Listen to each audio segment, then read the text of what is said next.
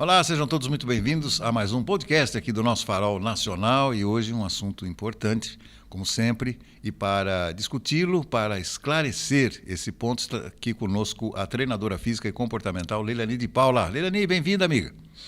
Olá, Roberto, tudo bem? Tudo bem. Leilani, nós já falamos um pouco sobre esse tema um tempo atrás, é um tema um pouco pesado, mas eu acho que sempre é bom a gente discutir, né?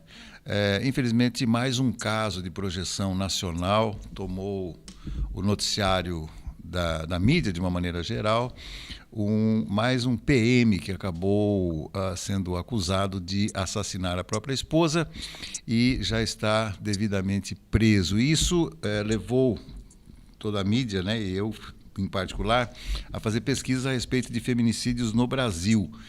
E eu queria discutir um pouco com você sobre isso, porque nada melhor do que um olhar inteligente e sensível como o seu.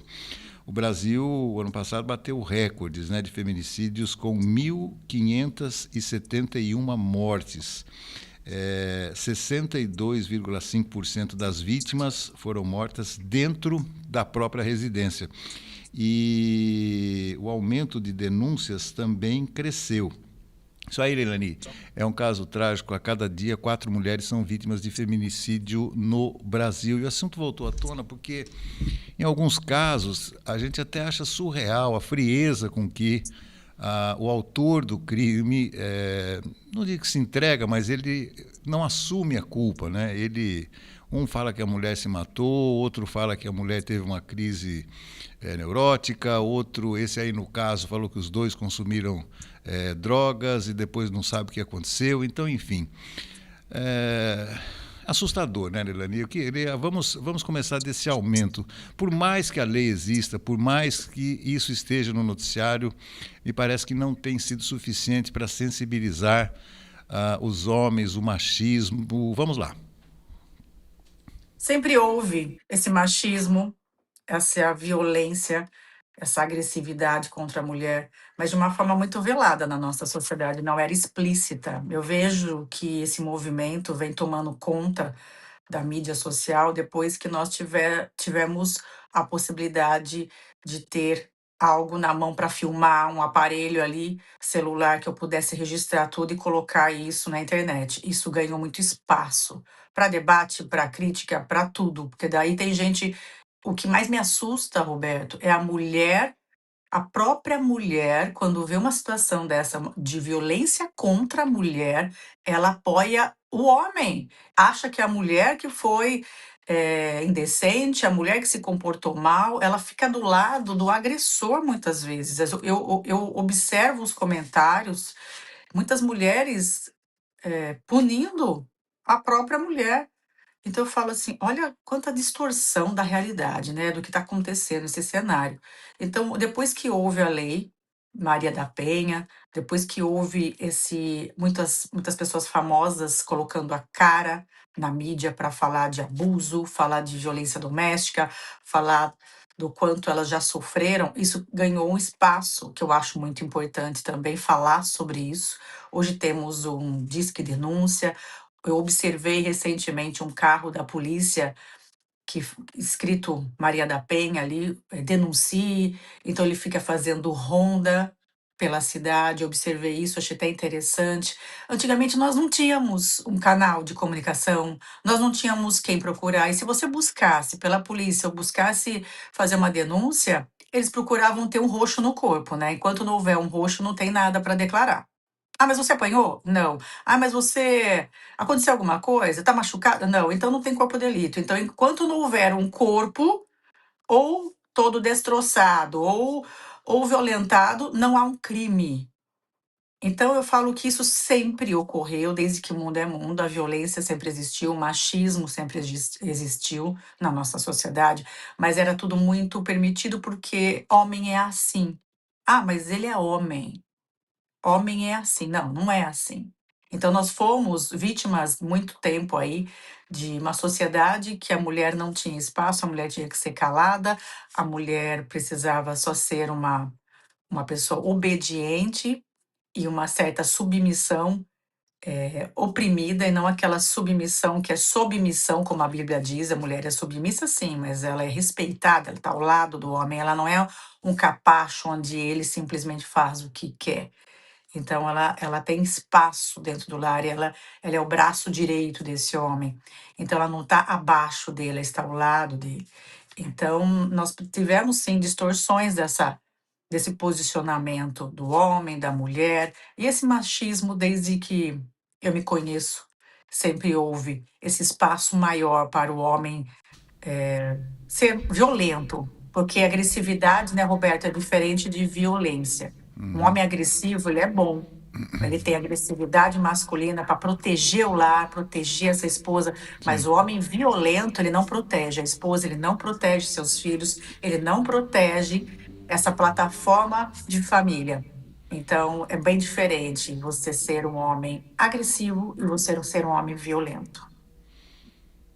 É, vamos tentar separar duas situações. Uma vez que a maioria dos autores conhece a vítima, então tem muitos casos, principalmente de perda de relacionamento, ou seja, o homem costuma não aceitar o fato de uma mulher não querer mais tê-lo ao seu lado. Ah, esse, entre aspas, né, antigamente se falava desgosto, né, mas esse desgosto acaba desencadeando, então, sinais mais evidentes de agressividade e de violência também, né?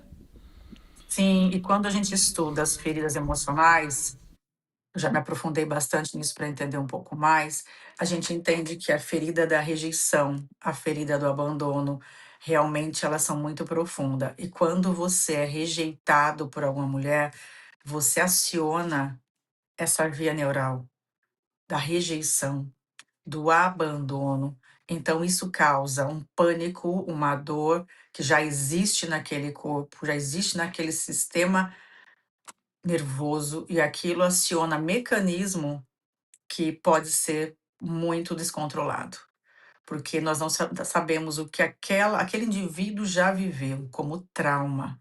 E aquilo pode voltar sim naquele corpo de uma maneira para que ele tente sobreviver àquela dor, que talvez tenha sido muito intensa, ele vai fazer de tudo para sobreviver. E infelizmente, para um sistema nervoso em colapso, fazer de tudo para sobreviver pode ser agressivo contra a mulher.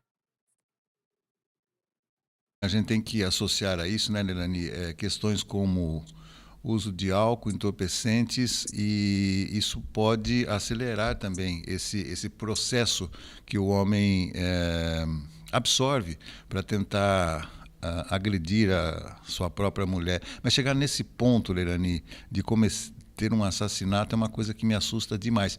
Lembrando, né? É. Lembrando que existe um ponto muito importante nisso tudo. O homem, quando começa a agredir a mulher, principalmente quando moram juntos, né, o homem e uma mulher, essa escalada de violência, muitas vezes a mulher acaba permitindo, porque também não tem o que fazer, não tem para onde ir. Ela tem que fazer todo um plano, todo um arcabouço, e aí o nosso sistema jurídico, por mais aperfeiçoado que esteja, ainda não consegue dar esse tipo de proteção à mulher, né? Sim, mas ali também eu vejo uma mulher que não estabelece limites, uma mulher também que não consegue dizer não. E talvez, Roberto, essa mulher também foi criada num lar disfuncional, onde ela percebeu desde cedo, desde criança, os adultos se tratando dessa forma. Ela observava pai, mãe brigando, aquele ambiente hostil, aquele ambiente de violência. Depois, entre tapas e beijos, eu te amo.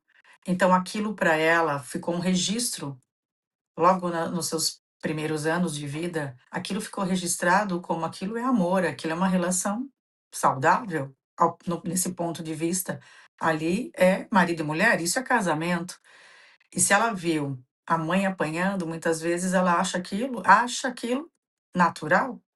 Então ela já teve essa experiência lá atrás. Então quando ela vai para o seu casamento, muitas vezes ela tolera aquilo que ela já vivenciou dentro do próprio ambiente familiar. Por isso é tão importante a gente trabalhar esse autoconhecimento, buscar realmente informação que hoje nós temos para entender o que é abuso, para entender o que é violência. Porque o abuso não é simplesmente fui estuprada, não, tem várias formas de abuso. Então nós precisamos entender que nós temos que estabelecer limites. Meu corpo, minhas regras, eu tenho que estabelecer esse limite. Quanto mais limite eu coloco, mais respeito as pessoas vão ter. Só que a gente cresceu, de repente, flexibilizando muitas coisas, tentando agradar ao máximo, não dizendo não para não desagradar, porque ao passo que eu sou boazinha, ao passo que eu estou sempre disponível, recebo algo em troca. Porque é uma barganha de afeto, às vezes. Eu aprendi a ser assim. Então, se eu brigar com aquele meu marido, ele vai me colocar para fora de casa, eu vou ficar sozinha, onde eu vou? Então ela não tem liberdade financeira, ela não tem liberdade de expressão, então ela está condicionada, confinada naquele casamento, independente da situação. E ela fica em estado de sobrevivência, em luta e fuga, o tempo todo com o seu sistema nervoso abalado, porque ela está ali morando com o agressor. Mas aquilo para ela, de alguma forma, é familiar e, de alguma forma, inconsciente também. Ela acha que aquilo é natural e depois vai passar. Amanhã está tudo bem. E ela vai tolerando tudo isso. E a agressão, Roberto, não começa com um, um tiro, ok? Uma agressão que machuca a ponto de quebrar a perna, braço. Não, começa com xingamento, humilhações, depois começa tapas, depois é empurrão, depois isso aí, tudo que você vai tolerando vai aumentando a Sim, permissão do agressor invadir o teu espaço. claro. Por isso que é importante estabelecer limites. E ao passo que você identifica que aquilo é agressivo, você tem a oportunidade de pedir ajuda e cair fora daquilo quanto mais cedo, melhor. Porque você está abrindo espaço e brecha para que o agressor ganhe espaço para a agressividade. Esse é o problema, Roberto. É a percepção do que é violência. É a percepção da mulher do que é um abuso, do que é uma agressão. Então, olha quantos conflitos, né? Quantas coisas eu tenho que realmente mudar como crença. Porque tem mulher que fala, eu tenho prazer em apanhar. Eu já ouvi. Ela aprendeu dessa forma que amor é dor. Então, vamos dizer que nós temos que rever muitos conceitos aí, cada um tem a sua história. Cada um tem um registro biológico, cada um vai trazer uma crença, uma bagagem que já viveu, principalmente na infância e dentro do ambiente familiar, onde a gente estabelece as primeiras relações, que é pai e mãe. É o pai e mãe que ensina como um filho deve ser tratado, através do exemplo. Então, olha, é um assunto bem polêmico e aqui daria uns 3 podcasts. Você sabe que não é bem um jargão, mas há um conceito bem antigo, mas às vezes ele é atual também. Vem desde a minha época de estudante, já faz muito tempo, que mulher gosta de bandido, entre aspas, né? E aqui vamos colocar o bandido em É. todos o seu espectro, né? Em todos as suas nuances, né? Tem mulher então que gosta de bandido, gosta de apanhar, é isso que você quis dizer? Olha, Roberto, tem mulheres que acham que é dessa forma que elas são amadas. É uma percepção, é uma crença, tem que ser estudado, cada caso é um caso, mas de alguma forma ela estabeleceu isso como um vínculo de afeto. E isso talvez ela viveu realmente isso dentro de casa. Então, às vezes, ela apanhou, ouviu alguém que ela admirava muito, pai e mãe sendo agredida e ficando numa boa no dia seguinte. Então, se a mãe apanha um dia, ela vê aquilo. Daí, no dia seguinte, os dois estão se abraçando, se beijando, eu te amo. Ela fala: ah, isso é normal, isso é casamento, isso é amor. Ela tem essa percepção. E ela pode estar ela está construindo as suas percepções. Ela está formando essas informações, ela está captando tudo isso. E de uma forma inconsciente na vida adulta, ela pode achar que ela pode ter essa percepção também, que amor é isso. Amor dói, esse tipo de relação disfuncional é natural, todo homem é assim. Ela já vai estabelecendo os seus padrões de comportamento, de crença. Então, ela precisa entender que o amor é leve, o amor não é ciumento, o amor não precisa destruir a sua autoestima. o amor não precisa de barganha, então ela precisa interpretar o amor de uma forma diferente, na sua consciência, nos seus padrões de comportamento e até na sua memória corporal, porque muitas vezes as mulheres também tiveram as suas experiências sexuais de uma forma muito agressiva. Ela tem a sua experiência sexual de uma forma abusiva. E se de outra forma ela foi tocada com carinho, respeito e amor, ela já acha que aquilo não é amor, porque o corpo também guarda suas memórias. Então, olha como isso é complexo, Roberto. Vou colocar um outro ingrediente também que faz parte dessa, entre aspas, normalização, né? Que é a questão da mulher ciumenta. A mulher vai percebendo também, na medida em que ela se afasta um pouco desse homem, que ele, por uma questão de instinto, por uma questão de falta de educação, enfim, por várias questões que a gente poderia nomeá-las aqui, aí ela começa a agredir emocionalmente o marido, que acha que está sendo traída, etc. Tal. E aí que vou voltar daquilo que você disse no comecinho do nosso bate-papo. A mulher que tem culpa, né? Aí ela se sente enganada, começa a fazer as suas cobranças e aí o marido acha que ela está exagerando. E aí é um outro componente também, né?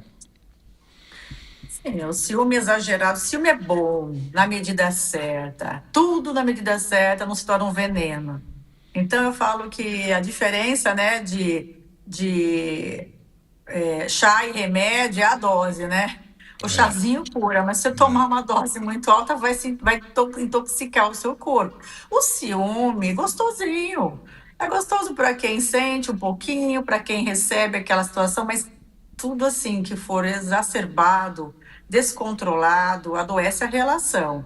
Mas na verdade, Roberto, esse ciúme do homem, esse ciúme da mulher, é aquela coisa assim: eu não quero perder o que é meu, porque já é uma relação de apego, de posse, que ninguém é dono de ninguém, certo? Então, nós temos de liberdade de ir e vir, mas nós temos que estabelecer esses contratos de uma forma saudável. Eu estou com você, eu amo você, me faz bem essa relação, mas eu não sou obrigada, eu não estou amarrada e não condicionada a essa relação, é diferente.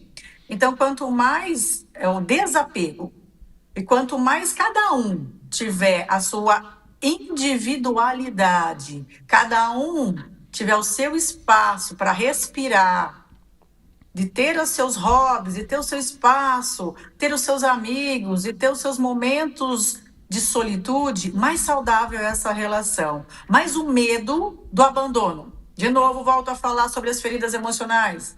Abandono e rejeição, isso faz com que a pessoa se apegue ao outro, como se ela fosse algo que vai preencher um vazio em mim.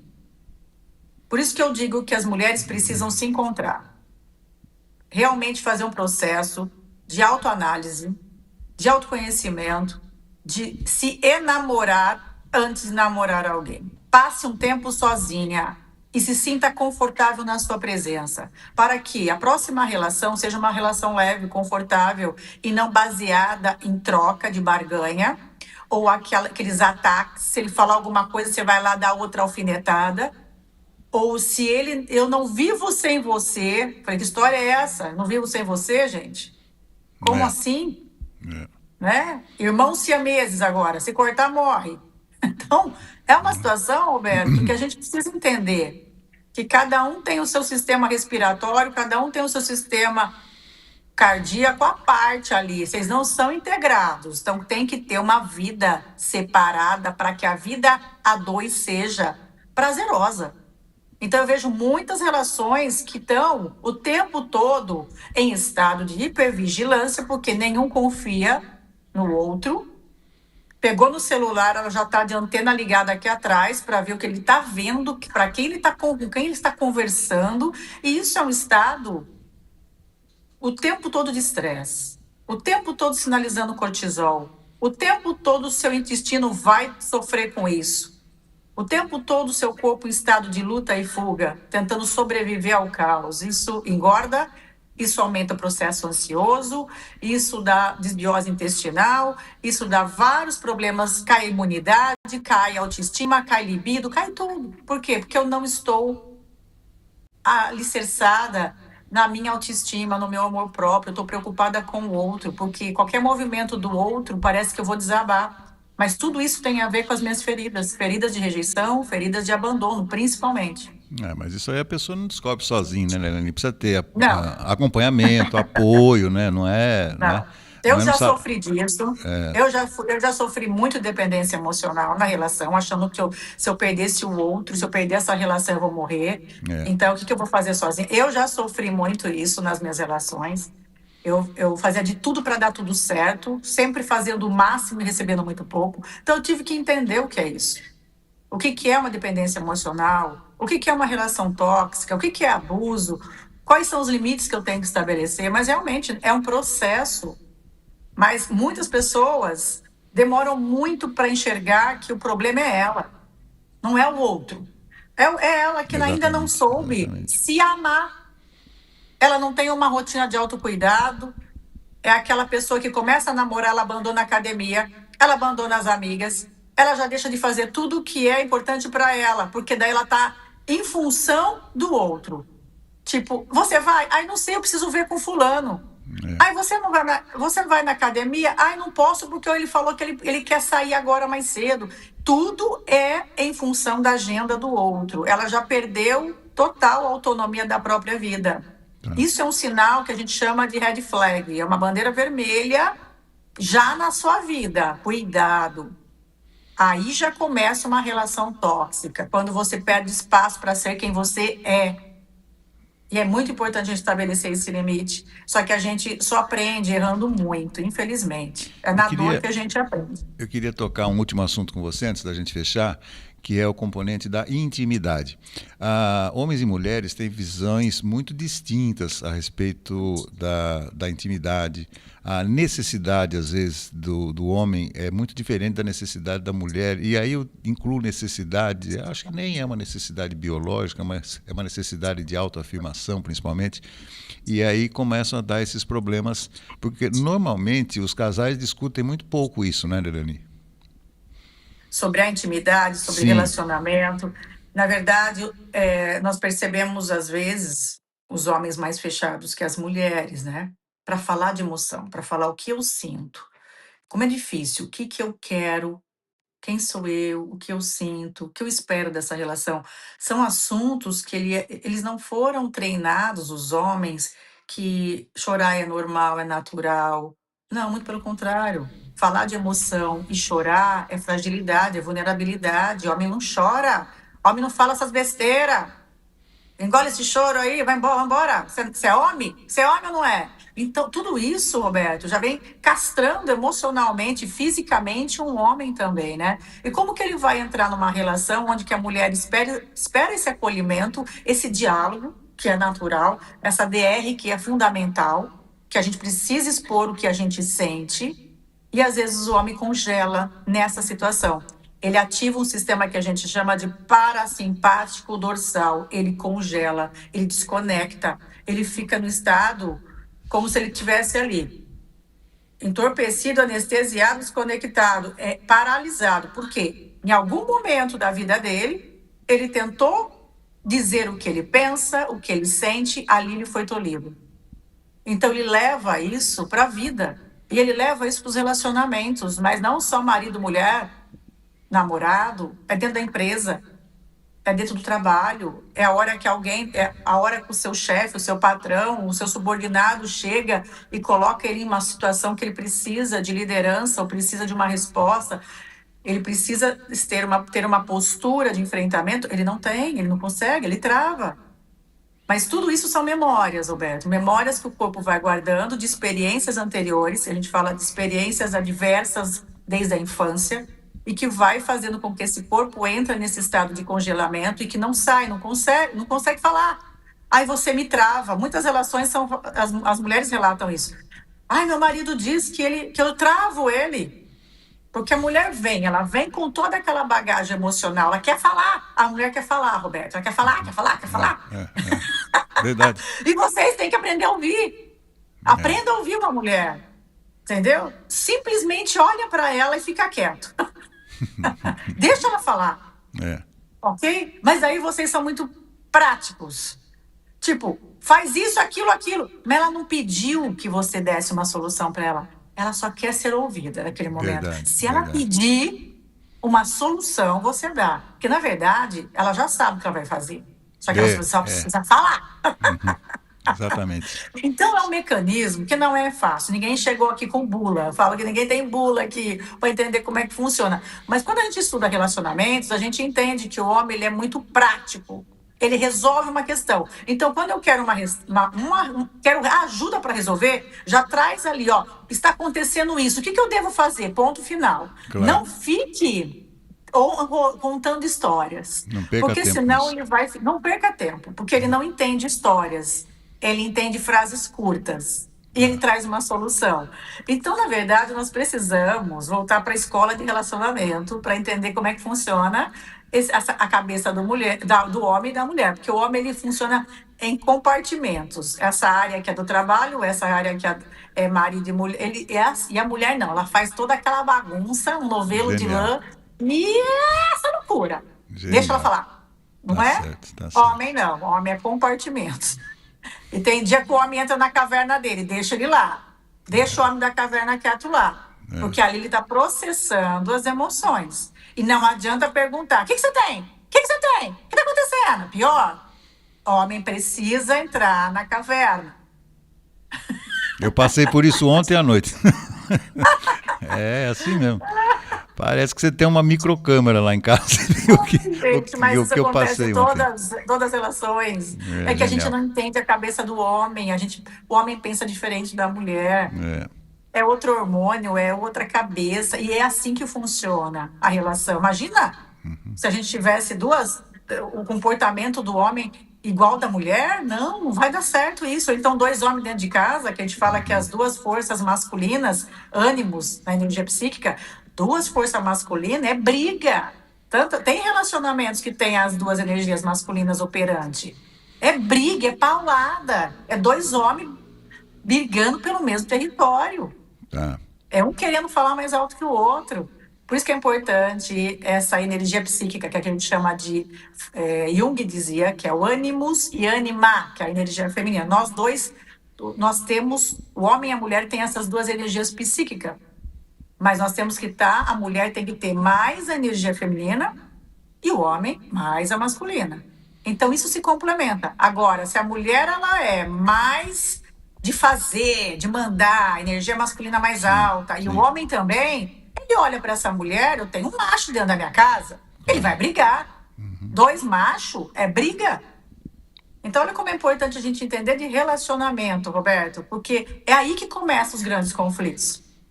Bom, nós vamos falar mais sobre isso no próximo podcast, porque você me deu muitos ganchos para a gente continuar essa história de relacionamentos, de metas, de compartilhamento, muita coisa, mas a gente vai ter que deixar para a próxima semana. Minha amiga, muitíssimo obrigado. Você sempre esclarece. E outra coisa, você torna leve um assunto tão pesado como foi esse que a gente discutiu hoje, viu?